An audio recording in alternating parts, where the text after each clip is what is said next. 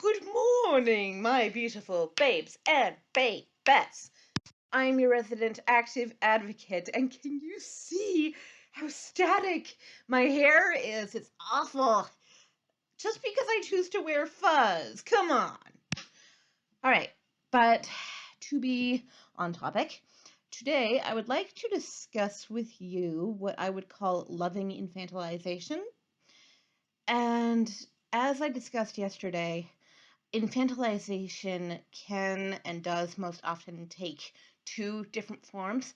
There's the loving form and the malicious form. We will discuss the latter tomorrow.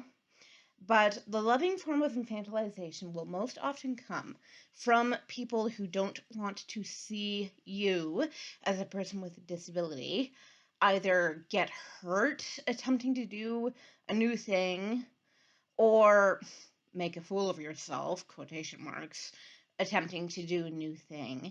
People basically who want to keep you safe and who want to keep your confidence intact.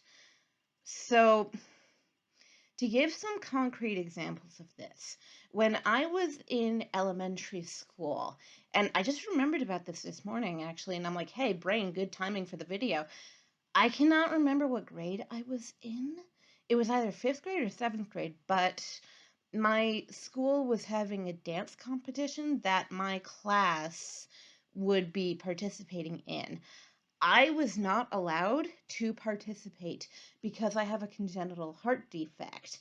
And for reference, I can't really walk, I can't walk around the block without having to stop several times because I get out of breath very easily. Now, the element at play here was the fact that, yes, my teacher was concerned for my safety, but it was also a liability for the school. If I were to collapse on stage or whatever, that would be a legal matter for them as well as a medical matter for me. Now, 10 or 12-year-old me didn't understand why this was such a big deal. And I get it now as an adult, of course, because as I say, liability. And my teacher was trying to keep me safe. I understand both of those elements. However, when it comes to things more basic than that, because really I could have collapsed on stage. I don't know how intense it would have gotten at any point. But the fact is, I was not allowed to try. With things less intense than that, let's say you're visually impaired or you have a motor impairment of some sort or a sensory impairment of some sort, and you're trying to do the dishes. Well, your parents may say, no, honey, let me wash the knives for you, right? Or let me load the knives into the dishwasher for you, or anything made of glass because they don't want you to drop it, break it, and hurt yourself. And it's the same with the knives. If you pick it up the wrong way, you could cut yourself, right? So I believe that loving infantilization, as the name implies, as the name I'm giving it implies, comes from a loving place, but it's a matter of the person who is dictating what they believe you are capable of. They are not allowing you even to try. That's the problem with this form of infantilization. And it runs deeper than that because if it starts with your family, it's going to extend to society. Society already believes that people with disabilities are, quote, lesser.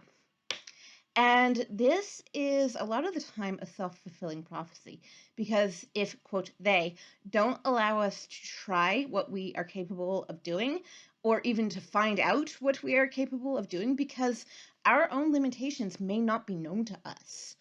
In certain instances, we may not be able to do certain things, but we may be able to do the things that, quote, they are telling us we either can't or shouldn't. So when it comes to society, it's, as I say, a self-fulfilling prophecy because if they don't allow us to do a thing, they will full on believe that we are not capable of doing that thing. The problem is they haven't given us a chance, but with the wider mind, that doesn't really seem to come up very often. It's more a case of, well, you should be kept safe.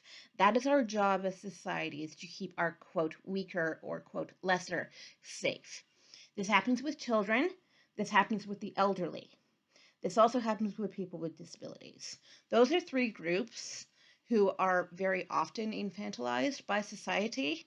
I can understand it with children up to a certain age because they don't, they don't have the capacity yet to understand what they can and cannot do.